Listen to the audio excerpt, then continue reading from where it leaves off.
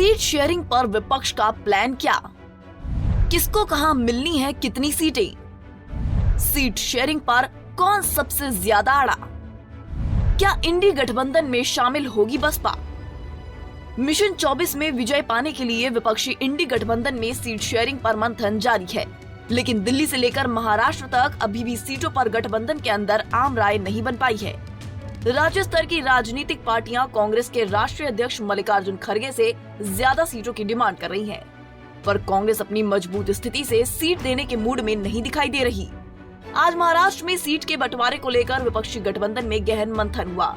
नई दिल्ली में हुई इस मीटिंग में कांग्रेस, शिवसेना, यूबीटी और एनसीपी के लीडर शामिल हुए।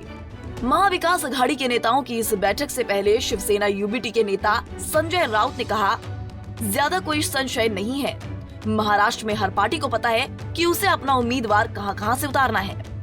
इसीलिए महाराष्ट्र में कोई इस प्रकार से झगड़ा नहीं है। सबको मालूम है कौन कहां लड़ने जा रहा है। एक दो सीट का कोई मतभेद हो सकते हैं।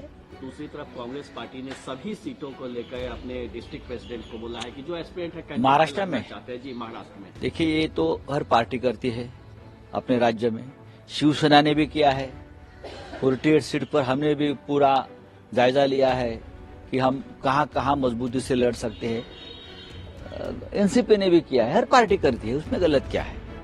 तो वहीं दूसरी तरफ यूपी में सपा सुप्रीमो अखिलेश यादव और बसपा सुप्रीमो मायावती भी मिशन 24 की तैयारियों में जुटी दिख रही हैं। मौजूदा वक्त में सपा बसपा दोनों एक दूसरे के कड़े विरोधी भी हैं। मायावती सपा के नेताओं को सिरफिरा बता रही हैं। डिम्पल यादव ने प्रतिक्रिया दी है कि मायावती को ऐसे बयानों से बचना चाहिए। बसपा इंडी गठबंधन का हिस्सा नहीं है, लेकिन कांग्रेस ने उसे इंडी गठबंधन में शामिल करने के लिए उसकी तरफ अपना हाथ बढ़ाया है। इस बात से अखिलेश यादव को तीखी मिर्ची लगी है। उन्होंने कहा कि बसपा को इंडी गठबंधन में शामिल करने की खबरें महज बीजेपी की साजिश का हिस्सा है। बीजेपी किसी भी कीमत पर इंडी गठबंधन को तोड़ना चाहती है। मतलब इंडी गठबंधन का सिर्फ टव्वल बीजेपी के सिर मड़ा जा रहा है। जानकारी के मुताबिक बिहार में इंडी गठबंधन ने सीट बंटवारे को अंतिम रूप दे दिया है। राज्य की 40 लोकसभा सीटों के लिए 17 + 17 + 4 + 2 का फॉर्मूला तय किया गया है। कांग्रेस और राष्ट्रीय जनता दल के बीच हुई बैठक में यह फॉर्मूला तय हुआ। सत्तारूढ़ जेडीयू और आरजेडी 17 सीटों पर चुनाव लड़ेंगी। कांग्रेस 4 लोकसभा सीटों और 1 राज्यसभा सीट पर चुनाव लड़ेगी। लोकसभा की बाकी 2 सीटें वाम दलों को दी जाएंगी। इसको लेकर वाम दल सीपीआई के महासचिव डी राजा ने बिहार में सीएम और जेडीयू के सीनियर लीडर नीतीश कुमार से मुलाकात भी की है। मुलाकात करने के बाद डी राजा ने बिहार में लोकसभा की 3 सीटों पर सीपीआई के उम्मीदवारों को उतारने का दावा पेश किया है। ये सीटें बेगूसराय, बांका और मधुबनी है।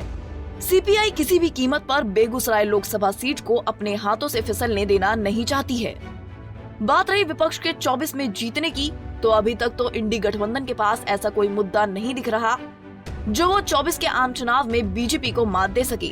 विपक्ष की सभी 28 पार्टियां अभी तक आपसी तालमेल से वंचित हैं। खुद को संभालने के बजाय विपक्ष बीजेपी पर लांछन लगाने में लगा हुआ है।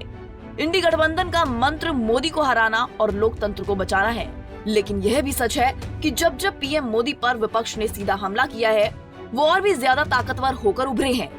2024 और 2019 दोनों बार विपक्ष ने मोदी को निशाना बनाकर चुनाव लड़ा था और उसे करारी हार का सामना करना पड़ा। जनता वोट करते समय मुद्दे और चेहरे दोनों को ध्यान में रखती है, जबकि इंडिया गठबंधन के पास यह दोनों ही नजर नहीं आ रही हैं। बता दें कि इंडी गठबंधन में कांग्रेस, टीएमसी, सपा और आप सहित 28 विपक्षी दल शामिल हैं।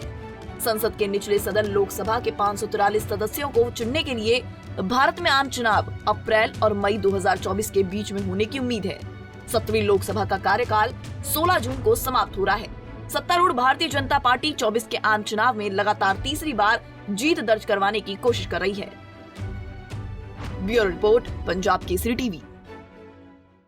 हमसे जुड़े रहने के लिए हमारे YouTube चैनल को सब्सक्राइब करें और नई वीडियो की नोटिफिकेशन के लिए बेल आइकॉन को दबाएं।